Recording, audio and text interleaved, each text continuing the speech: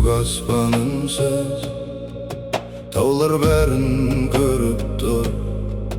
Ал адамның жүрегі қараңғылықпен күресіп жүр.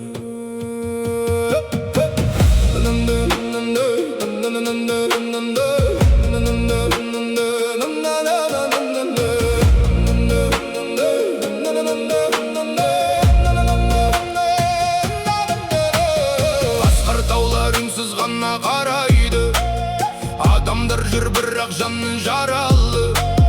Самал желдің өзінде шипа бар еді, біз соны сезбей дүниеге байланып қалдық. Қазақ далам аманат бізге қалған, әр тасында тарих жаттырған шарман.